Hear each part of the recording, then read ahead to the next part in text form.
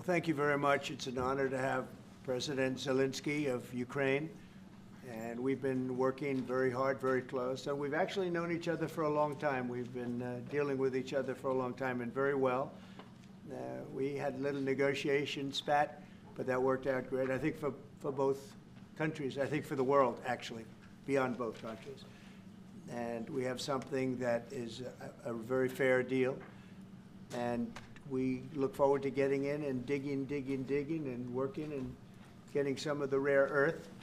But it means we're going to be inside, and it's a big commitment from the United States, and we appreciate working with you very much. And we will continue to do that. We have had some very good discussions with Russia. I spoke with President Putin, and we're going to try and bring this to a close. It's something that you want and that he wants. We have to negotiate a deal. But we've started the confines of a deal, and I think something can happen. The big thing is the number of soldiers, mostly at this point, but soldiers being killed. You're losing thousands of soldiers. On both sides, we're losing a lot of soldiers, and we want to see it stop. And we want to see the money get put to different kinds of use, like rebuilding. And we're going to be working very hard, but we've had a lot of very good conversations. I will say until we came along, the Biden administration didn't speak to Russia whatsoever. They didn't speak to anybody. They just allowed this to continue. And I will say that, I'll say in front of you, you've heard me say it 1,000 times, if I were president, this war would have never happened. We would have had a deal negotiated for you without having to go through what you've gone through. But your soldiers have been unbelievably brave. We've given them great equipment, but somebody has to use the equipment. They've been unbelievably brave, and we give them great credit. This was supposed to be over very quickly, and here we are 3 years later. So I give tremendous credit to your generals and your soldiers and yourself in the sense that it's been very hard fighting, very tough fighting. They're great fighters. And you have to be very proud of them from that standpoint. But now we want to get it over with. It's enough, right? We want to get it over with. So it's an honor to have you here. Thank you very much for coming. We're going to sign the agreement at the conference in the East Room in a little while, right after lunch. And we'll be having lunch together. We're also discussing some other things. And we appreciate everybody being here. It's somewhat of an exciting moment, but the really exciting moment is when they stop the shooting and we end up with a deal. And I think we're fairly close to getting that, and an honor to have you. And please, I'd like to say something. Yeah, thank you so much, Mr. President. Thank you for invitation. And really, I hope that this first document, will be first step to real security guarantees for Ukraine, our people, our children. I really count on it. And of course, we count that America will not stop support. Really, for us, it's very important to support and to continue it. I want to discuss it with details further during our conversation, and of course, the infrastructure or security guarantees. Because for today, I understand what Europe is ready to do. And of course, I want to discuss with you what United States will be ready to do. And I really count on your strong position to stop Putin. And you said that enough with the war. I think that is very important, Ben, to say these words to Putin at the very beginning of war, because he is a killer and terrorist. But I hope that together we can stop him. But for us, it's very important to, to save our country, our values, our freedom and democracy, and of course, no compromises with the killer about our territories. But it will be later. And of course, what I wanted, we spoke about it by phone with you about the drones production. We have very good drones production. I think the best one in the world for today because of the war. Yes, and of course, we need very much the air defense. You have the best air defense in the world, and really you helped us under attacks of Russians. And I want to speak how we can exchange the licenses. We're open to share the licenses of all our drones with you, of course, with the United States. And we need licenses for quick production of air defense. Even after the war, we need our nation to be calm, that we are secured. So that's why we need this air shield. And of course, about this I want to speak about the contingents. I think that France and UK already spoke to you, and we know that Europe is ready, but without the United States, they will not be ready to be as strong as we need. And the last point, last not least, about exchange, about our people and children. And you know that these crazy Russians, that they stolen 20,000 of children, Ukrainian children. They changed their names, they changed their families, relatives, and now they're in Russia. We want to bring them back, and really, it's a big dream, task, and goal for me, and our warriors. By the way, Mr. President, we exchanged, released more than 4,000 warriors from Russian prison, but there are thousands more in the prison. I wanted to share with you some images, how it's, can I now? Yeah, please, Have I, please. Some minute, 1 minute. Just you to understand in what circumstances, in what situation they are, and what the attitude of Russia to our prisoners. That guys, just you before and after. And you see before and after, just you to understand. Now thousands of such guys, ladies and men, there, and that, so they don't eat, they beat them, and they, so they do a lot of, bad things. So out of, even during the war, there are rules. Everybody knows there are rules during the war. So these guys, they don't have any rules. You see that 50, 60 kilograms left, and a lot of such things. And I didn't want to show you what the changes with images of children, because I will just share with you. I mean, it's looking tragic. Yep, that's tough stuff. Yeah, I wanted very much to give you, and you see it. Yeah. This is pastor, by the way. They stolen pastors because it's not Russian church. They stolen pastors and moved pastors to the prison. At the end of last year, we brought 3 pastors, and we could exchange them. This is pastor, you see. Yeah, that's tough. Yeah, so I mean, this I wanted to show you, and this. So thank you very much. We want to get that ended, right? Yeah, of course, we And will. I think we will. I think we will. And We have to, of course. do you have any questions, please? When you continue to ask you about the president, Go ahead, please. Thank you, Mr. President. With the, how much money is the U.S. going to put into the fund that is being created today, and how does this provide long-term security for Ukraine?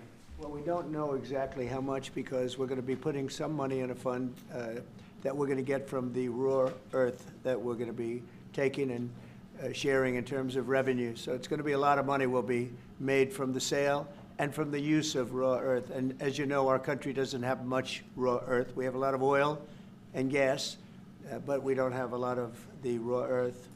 And what we do have is protected by the environmentalists, but that can be unprotected, but still it's not very much.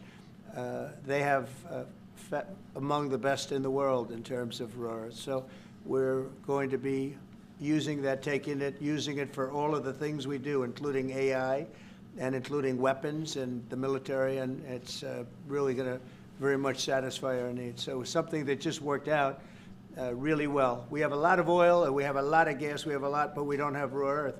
So this has just about every component of the raw earth that we need for computers, for all of the things we do.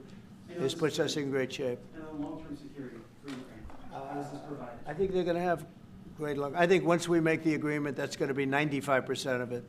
They're not going to go back to fighting.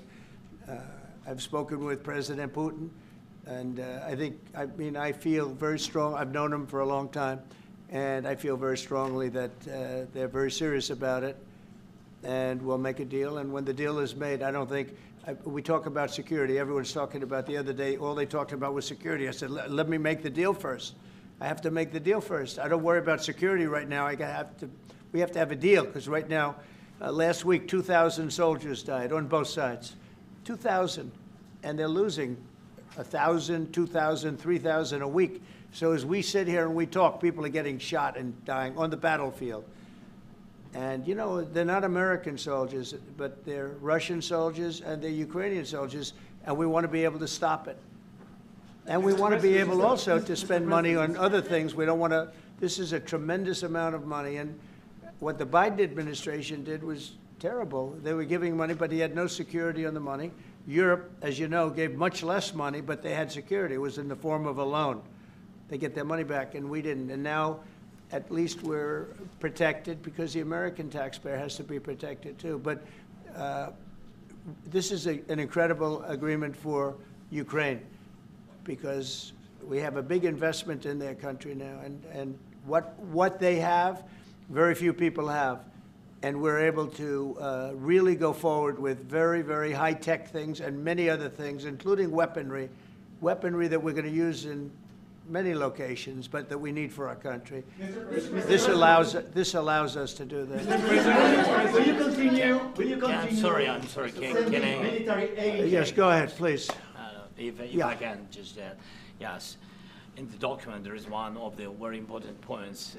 If we speak about business and investment, we never had LNG terminals in Ukraine. This document will open. I mean, the next documents, but anyway, here we see in the framework, we see a really goodwill for this. LNG terminals for us is very important, and I think for security of European continent. We have the biggest storage, gas storage. We have the biggest in Europe. Yes, and we can use it for LNG, use it for LNG, and we will do it. And really, we can help Europe because Europe really helped. President Trump said that they made less support, but they have our friends, and they are our very supportive partners. They really gave a lot, Mr. President. They did. Really, they did. They gave a lot, but they gave much less. No. Much less. No. No. Don't argue with me. No. Okay. Okay.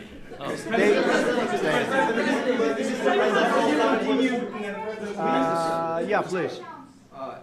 Mr. President Trump, you have repeatedly called the deal with Ukraine as a historical one.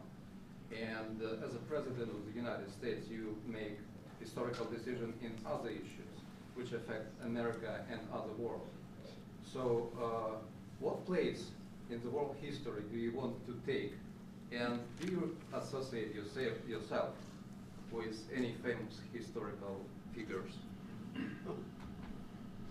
Yeah, I'd say George Washington, Abraham Lincoln. I would say I'm far superior to George Washington and Abraham Lincoln. Now, you know I'm only kidding, right? Because when I say that, the fake news is going to go wild. They're going to say he considers himself to be better than Washington. But you never know. You never know. I don't compare myself to anybody. I'm here to do a job. We've had a great 35 days or whatever it might be, a month, a little more than a month. We've accomplished tremendous amounts. Not only this would be a very great achievement if we could get the war stopped and get them back to normalization. I think that's going to happen. We've had very good talks on both sides, as you know. But I think we've done a very good job, just generally. If you look at all of the things we've done in 30 days, they're saying there's never been a opening for a president. The first month, there's never been a first month like we've had. And this is one of the very important things. This, to me, is one of the most important things because we have tremendous death taking place as we speak, and I don't want to have that. You know, think of the parents, whether they're in Russia or Ukraine, think of the parents of all these people being killed needlessly. They came to our territory. Should have never started. This would have, if I were president, this would have never started. Mr.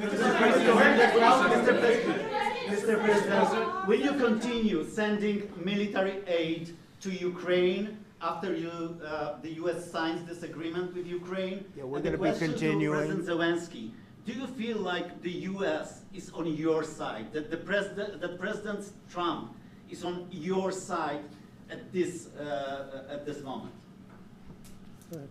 What do you think? He wants to know, do you think that, sort of a stupid question, because I guess we wouldn't be here if I wasn't. You know? But I think that the United States on our side from the very beginning of occupation, and I think that President Trump on our side, and of course, I'm sure that the United States President will not stop support. This is crucial for us. It's important for us. Yes. And Putin, the president speaks about the people and the soldiers which are dying, but they came to our territory, they came to our land. They began this war, and they have to stop. And I think this is the question, with really the most important question. Can President Trump, I hope yes, with some other allies, to stop Putin, withdraw these enemies, our enemy, withdraw these troops from our land? And I think that you asked about the history, I think that if President, or when, he will stop Putin, if President Trump will bring peace to our country, I think he will be on this wall. We've had very, very good talks. What about military aid to Ukraine? President Zelenskyy just said that there'd be no compromises with Vladimir Putin. I just wanted to ask both of you. Firstly, are there compromises that you think that President Zelenskyy is going to have to make? And President Zelenskyy, is there anything that you think that you may be able to offer or bring to the table, for example, elections? Thank you.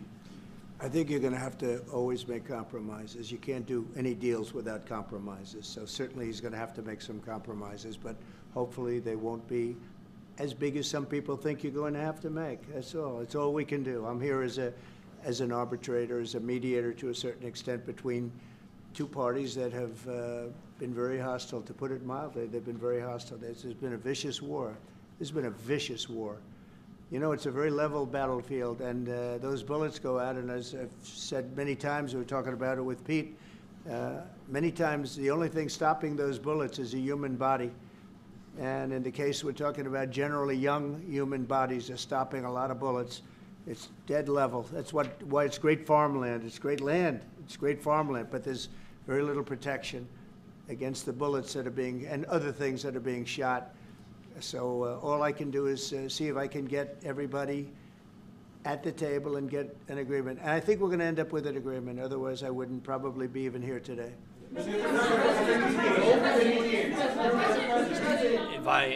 President, I've got two questions for you. You think ultimately your legacy will be the peacemaker and not the president that led this country into another war and ended foreign wars? And I've got a question. I hope it will. I mean, I hope I'm going to be remembered as a peacemaker. This would be a great thing if we could do this. I'm doing this to save lives more than anything else. Second is to save a lot of money, but I consider that to be far less important. So I hope I'm going to, thank you, Brian, for that question. It was a nice question. I hope I'll be known and recognized as a peacemaker. This would be a great thing to solve. This is a very dangerous situation. You know, this could lead to a third world war. This was headed in the wrong direction. If this election were lost, if we didn't win this election, and by the way, we won it by a lot. That was a mandate. We won every swing state. We won the popular vote by millions and millions of votes. We won everything. The districts, you look at the areas of red, take a look at a map. This was a big mandate, and this was one of the things. I said, we're going to get this thing settled.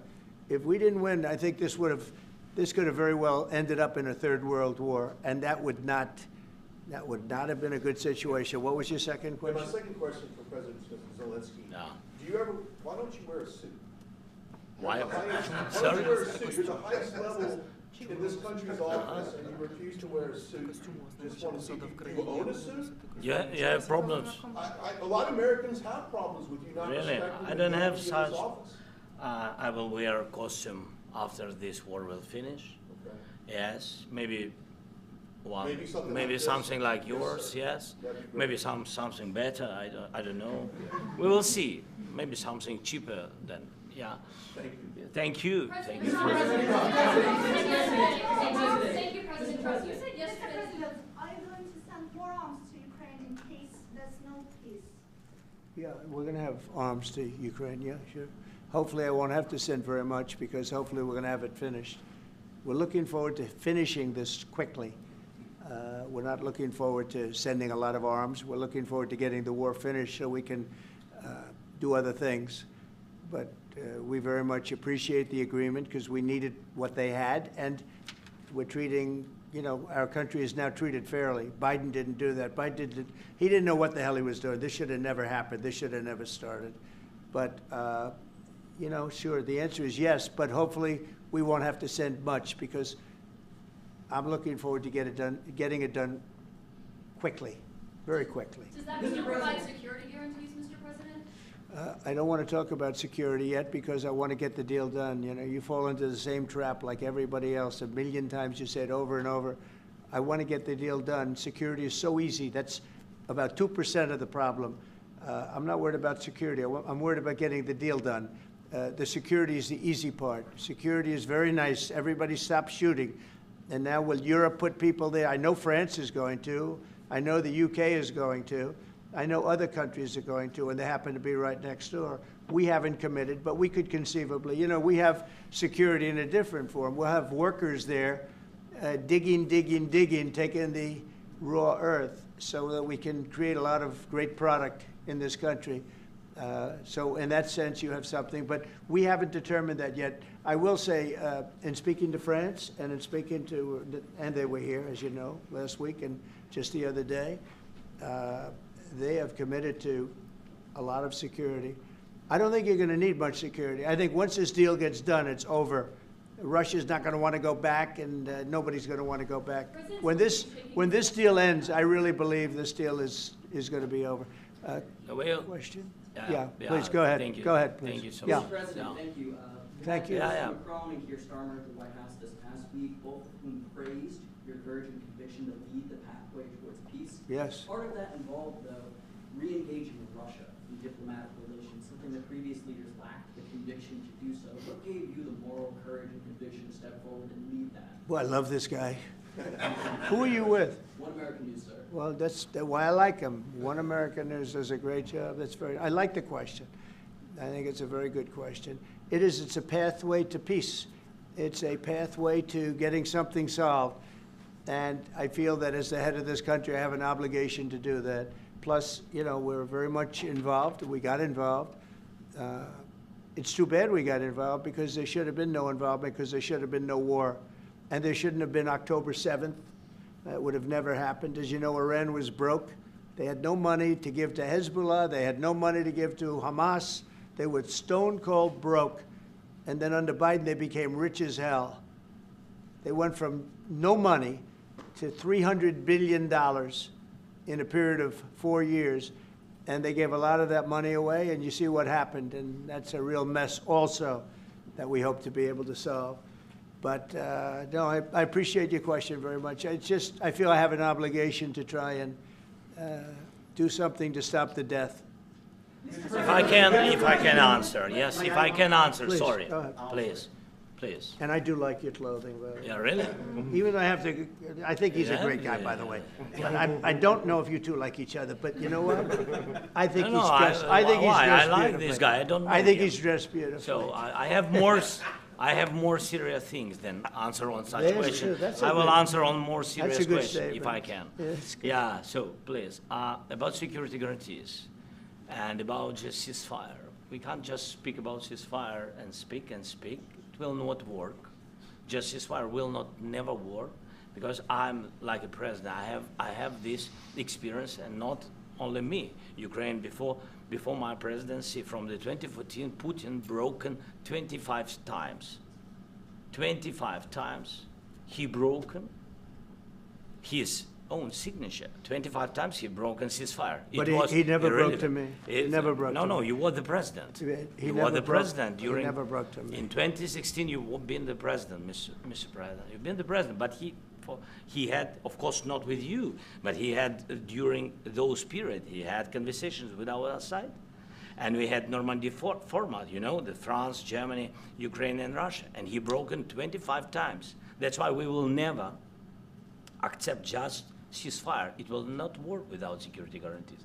Security guarantees, maybe President is right about this document and other, but this document is not enough. Strong army is enough, because his soldiers afraid, Putin's soldiers afraid of our soldiers when we're strong enough. If we are not strong enough, if we are empty, if our storage is empty, we can't defend our land.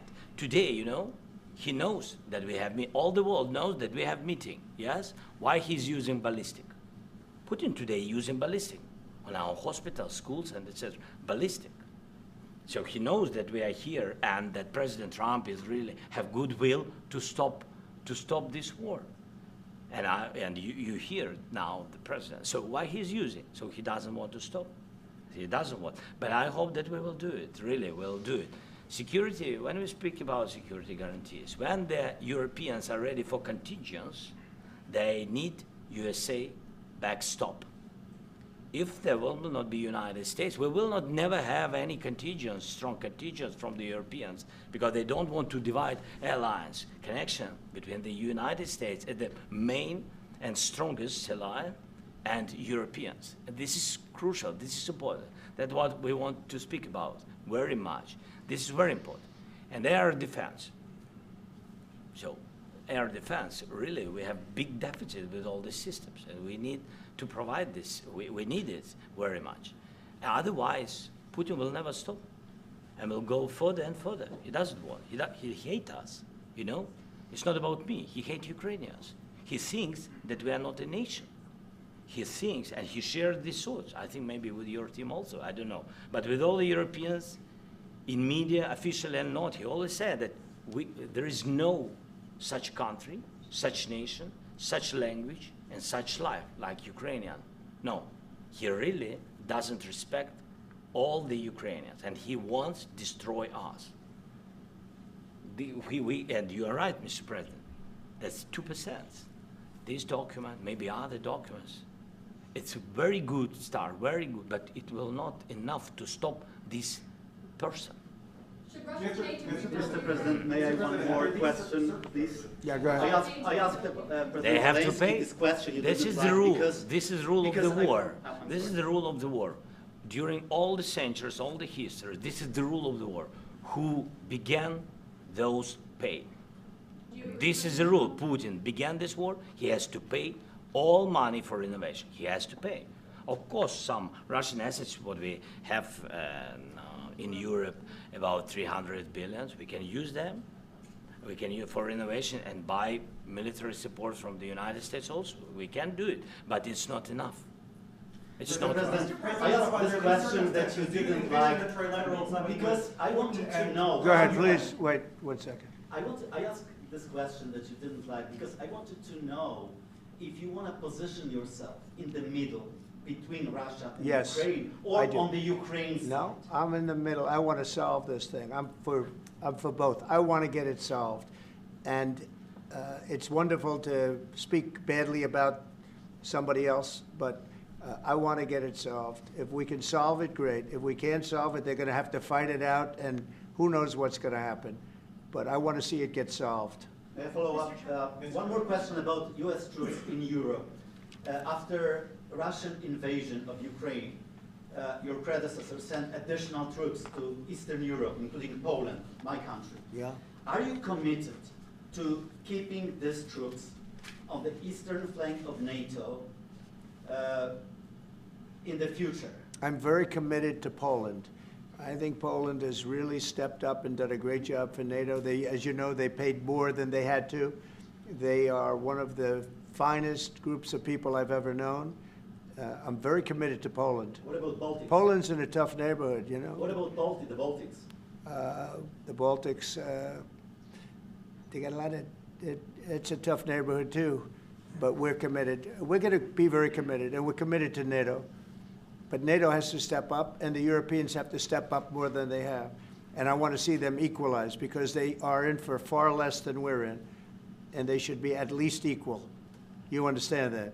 Why is the United States, we have an ocean in between, why is the United States in for so much more money and other things as Europe? With that being said, and as you said, they've also been obviously very helpful, but we have put in far more than they have, and I think they should equalize. Mr. President, Yeah, please, go ahead. I ask you about the agreement again today. What changed between the first time that Secretary Bessent gave President Zelenskyy the agreement and today for the signing? We made a deal. So What was the I'm difference? just, Was there a deciding factor, or was I'm a business person. We made a deal. That's what changed. General- I didn't think we were going to make a deal, and we ended up making the deal, so that changed. You know? Mr. President, when and how do you envision a trilateral summit with President Zelenskyy and Putin? I don't know, but it's, well, they don't like each other, I can tell you that, okay? They do not like each other. This is not a love match, and it's unfortunate. That's why you're in this situation.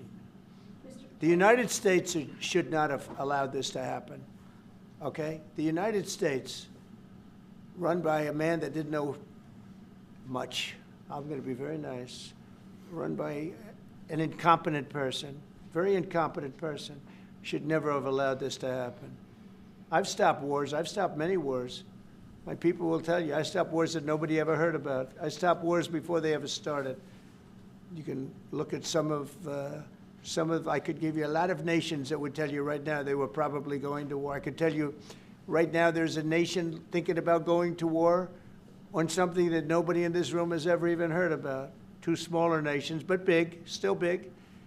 And I think I've stopped it. But this should have never happened. Mr. President, Sorry, just a second. About any negotiations. First of all, I want really to tell you, and I think that everybody understands that Ukraine, more than Ukrainians, nobody wants to stop this war.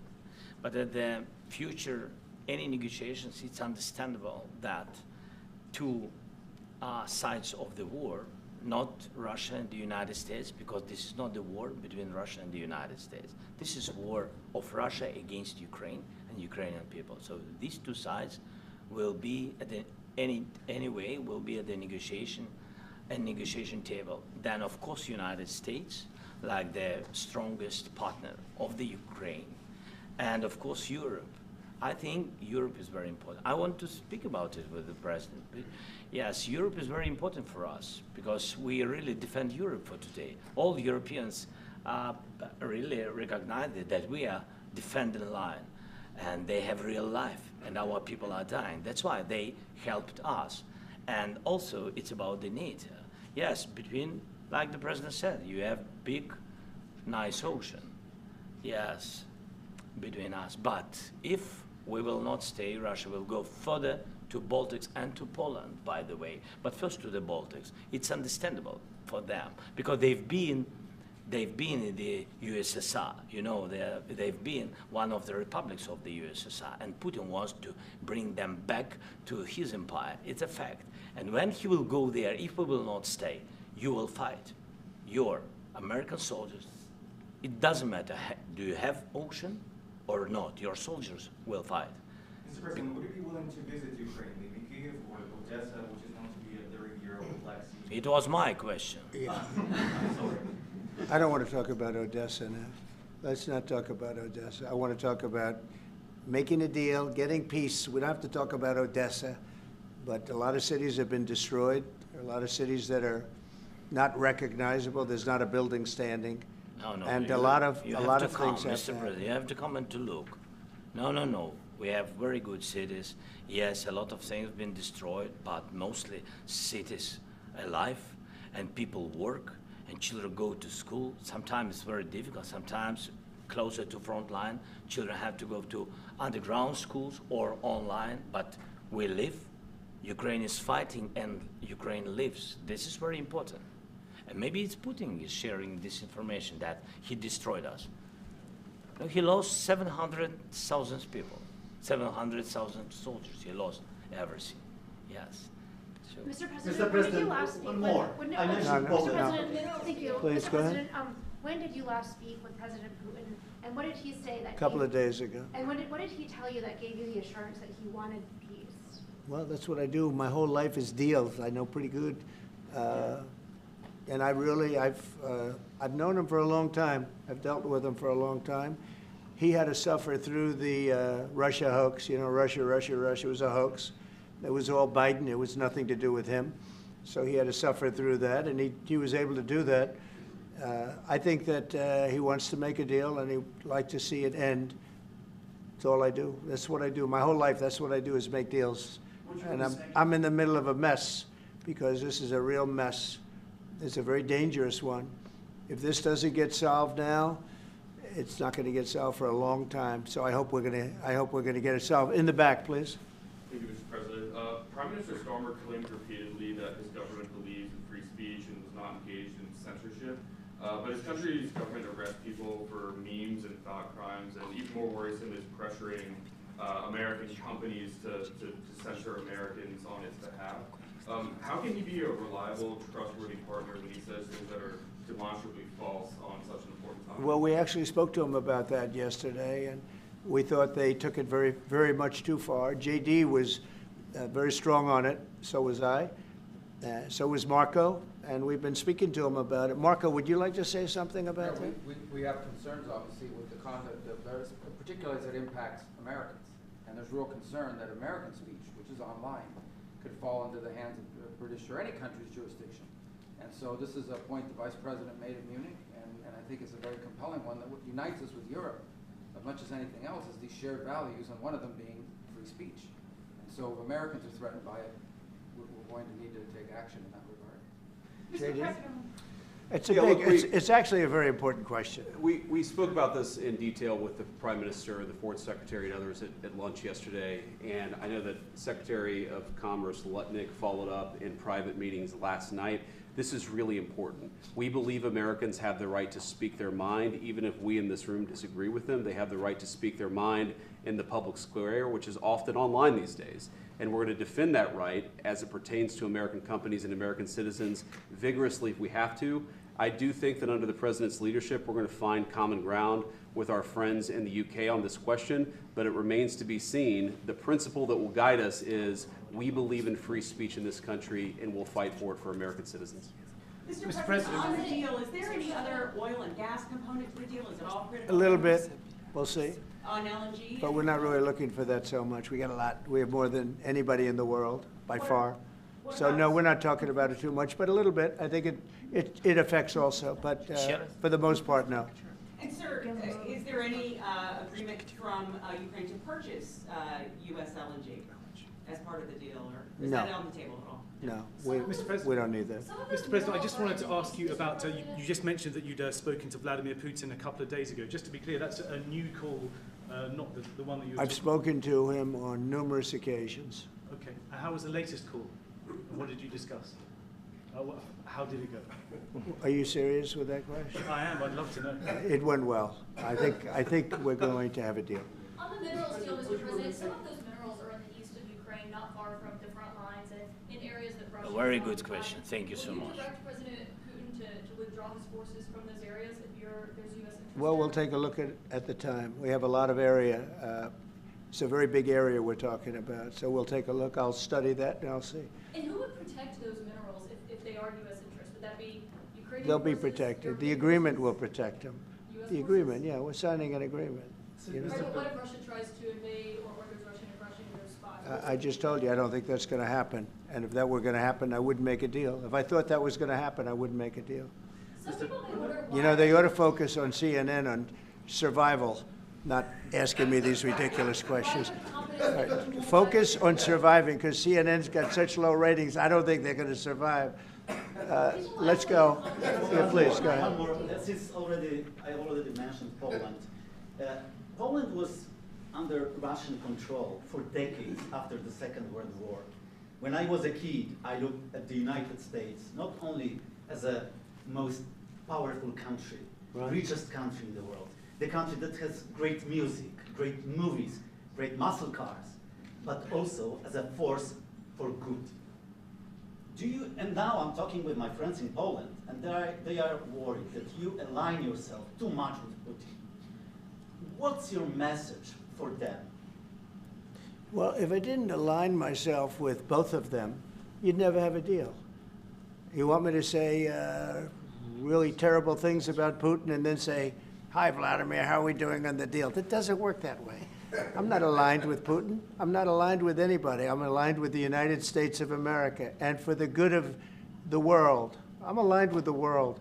And I want to get this thing over with. You see the hatred he's got for Putin. It's very tough for me to make a deal with that kind of hate. He's got tremendous hatred. And I understand that, but I can tell you the other side isn't exactly in love with, you know, him either. So it's not a question of alignment. I'm aligned with the world. I want to get the thing set. I'm aligned with Europe.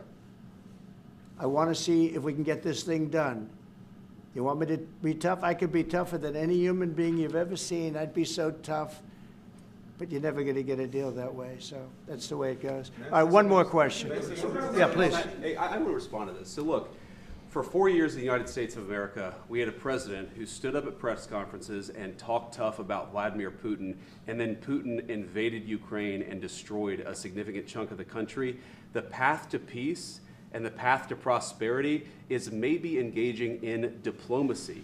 We tried the pathway of Joe Biden, of thumping our chest and pretending that the President of the United States' words mattered more than the President of the United States' actions. What makes America a good country is America engaging in diplomacy. That's what President Trump is doing. Can I ask you?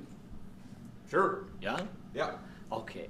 So he occupied our parts, big parts of Ukraine, part of East and Crimea. So he occupied it on 2014. So during a lot of years, so I'm not speaking about just Biden, but those time was Obama, then President Obama, then President Trump, then President Biden, now the President Trump, and God bless, now President Trump will stop him. But during 2014, nobody stopped him. He just occupied and took. He killed people. You know what the contact line? 2015. 2014. 2014 is Well, 2014. Yeah. So I was not here. Yeah, but That's exactly but, right. Yes, but during 2014 till 2022, yeah, the situation the same. The people are been dying on the contact line. Nobody stopped him. You know that we had conversations with him, a lot of conversation, my bilateral conversation, and we signed with him. Me, like a new president. In 2019, I signed with him the deal. I signed with him, Macron and Merkel, we signed ceasefire. Ceasefire, all of them told me that he will never go. We signed him with gas contract, yes, but after that, he broken this ceasefire. He killed our people and he didn't exchange prisoners. We signed the exchange of prisoners, but he didn't do it. What kind of diplomacy, JD, you are speaking about? What do you mean? I'm talking about the kind of diplomacy that's going to end the destruction of your country. Yes, but if you are Mr. not President, strong... Mr. President, with respect, I think it's disrespectful for you to come into the Oval Office and try to litigate this in front of the American media. Right now, you guys are going around and forcing conscripts to the front lines because you have manpower problems. You should be thanking the President for trying to bring an end to this conflict. Have you ever been to Ukraine that you say what problems we have?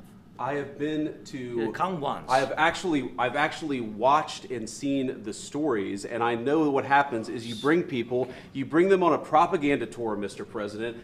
Do you disagree that you've had problems bringing people into your military? We have problems. And do you think that it's respectful to come to the Oval Office of the United States of America and attack the administration that is trying to prevent the destruction of your country? A lot of questions. Let's start from the beginning. Sure. First of all, during the war, everybody has problems. Even you, but you have nice ocean and don't feel now, but you will feel it in the future.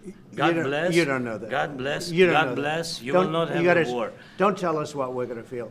We're trying to solve a problem. Don't tell us what we're going to feel. I'm not telling you. Because I'm you're in no answering on this position to question. dictate that. That's Remember exactly this. what I'm not You're dictating. in no position to dictate what we're going to feel. We're going to feel very good. You will feel influence. We're going to feel very good and very You strong. will feel influence. You're right now not in a very good position.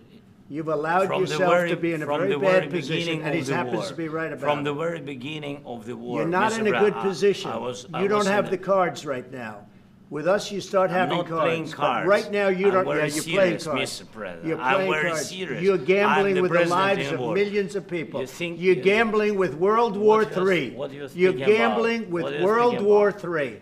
And You- what you're doing is very disrespectful to the country, this country. I'm That's with back all to respect to you. your Far country. more than a lot of people said very they respect. should have. Have you said thank you once? A This lot entire of meeting? times. No, in this Even entire meeting, today. have you said thank you? Even today. You went to Pennsylvania and campaigned for the opposition in October. Offer some words of appreciation for What- the United what States are of you America speaking about? and the president who's trying to save your country.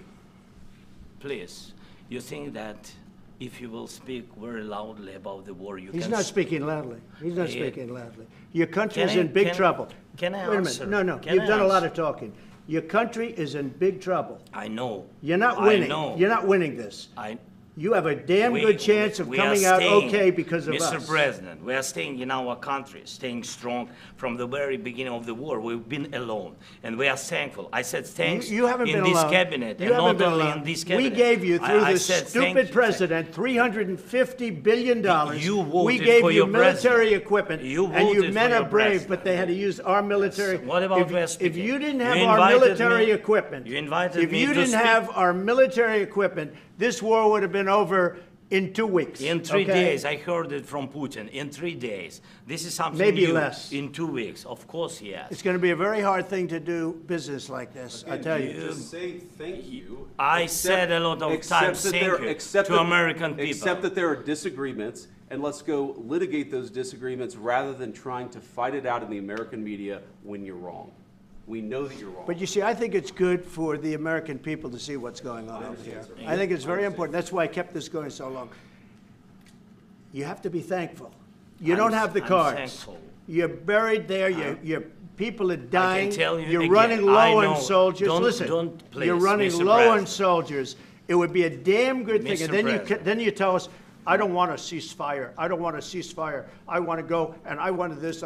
Look, if you could get a ceasefire right now, I tell you, you take it so the bullets stop flying and your men stop getting killed. Of course, we want to stop the war. But But you're I saying said, you don't want a ceasefire. But I said to you, I want a ceasefire. with guarantees. Because you'll get a ceasefire faster than an agreement. Ask our people about ceasefire, what they think. That wasn't it doesn't with matter me. for you what. That what wasn't this with me. nation- it That was wasn't with you. a guy named Biden, who was not a smart person. But this That is was your, with, this that was is with your Obama. president. It was your president. Excuse me. That was with Obama, who gave you sheets, and I gave you javelins. Yes. I gave you the javelins to take out all those tanks.